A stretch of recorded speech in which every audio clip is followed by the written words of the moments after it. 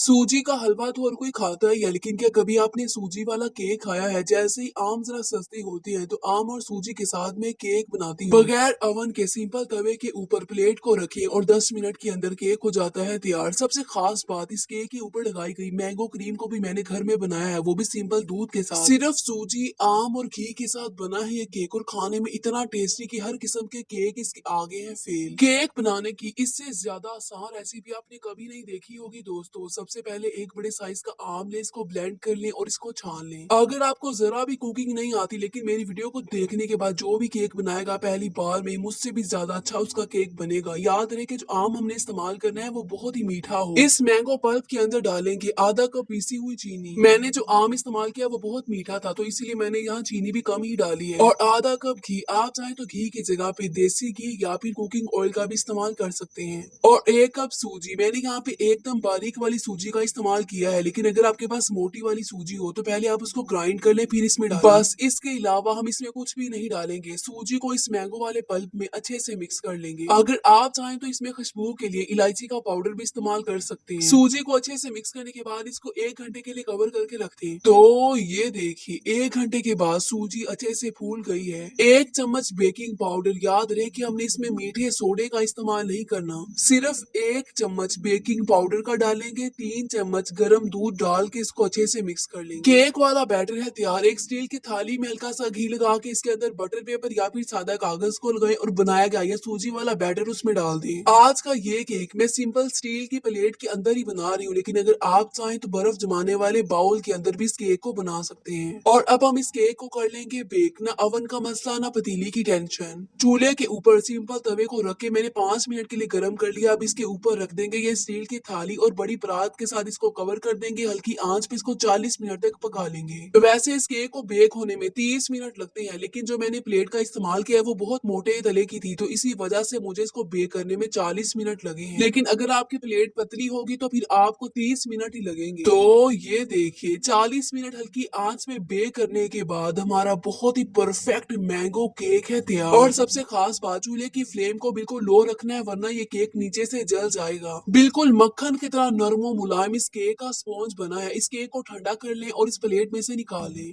इसकी लुक से ही आप अंदाजा लगा लें ये कितना ज्यादा परफेक्ट बना है दोस्तों। मैंने आज तक आपके साथ बहुत सी केक की रेसिपी शेयर की है, लेकिन ये केक उन सबका है बादशाह। आप कांटे वाले चम्मच के साथ इस केक में सुराख कर लें। बहुत ही टेस्टी डिलीशियस मैंगो क्रीम को बनाने के लिए 2 ग्लास दूध लें। दूध कच्चा हो या पका इससे कोई फर्क नहीं पड़ता, वैसे मैंने यहाँ पे कच्चे दूध का इस्तेमाल किया है। और आधा कप चीनी, मैंने यहाँ पे पाउडर शुगर का इस्तेमाल किया है, लेकिन आप नॉर्मल चीनी का भी इस्तेमाल कर सकते हैं। और 3 बड़े चम्मच इसमें कॉर्नफ्लावर डाल के इसको अच्छे से मिक्स कर लें। लेकिन अगर आपके पास कॉर्नफ्लावर ना हो तो आप इसकी जगह पे वनीला या फिर मैंगो फ्लेवर का कस्टर्ड पाउडर भी इस्तेमाल कर सकते हैं। अब इस पैन को रखेंगे चूल्हे के ऊपर और मीडियम फ्लेम पे मसलसल चम्मच को हिलाते हुए इसे गाढ़ा होने तक पका लेंगे। मीडियम फ्लेम पे 8 मिनट पकाने के बाद दूध पक के क्रीमी टेक्सचर में आ गया है। बस इस पॉइंट पे क्रीम को चूल्हे से उतार लेंगे। और अब एक बड़े साइज का आम ले, इसको काट के इसको ब्लेंड कर लें। आप चाहें तो आम की मकदार को बढ़ा भी सकते हैं। और जो दूध को पका के हमने क्रीम बनाई थी उसके अंदर इस मैंगो को डाल देंगे। इस मैंगो क्रीम के जायके को मजीद बढ़ाने के लिए इसमें 2 बड़े चम्मच ताजा दूध की मलाई डालेंगे।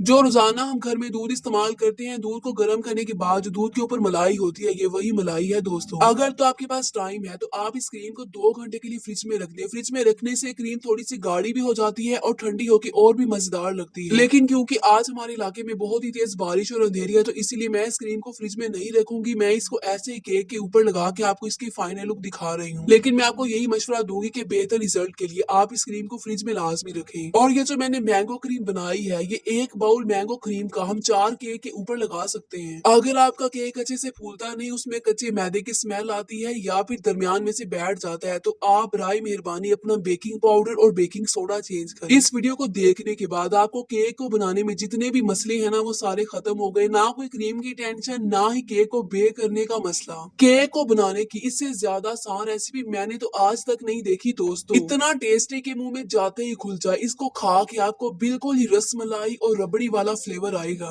आप बिल्कुल बेफिक्र हो के इस केक को बनाएं क्योंकि इसके खराब होने का कोई चांस ही नहीं बनता। अगर मेरी वीडियो थोड़ी सी भी अच्छी लगी है या किसी बात की समझ नहीं आ रही, मन में कोई भी सवाल है तो कमेंट करके लाजमी बताइए। वीडियो को लाइक कर दे। इस तरह की मजीद आसान रेसिपीज के लिए अपनी बहन को फॉलो जरूर करें। Thank you.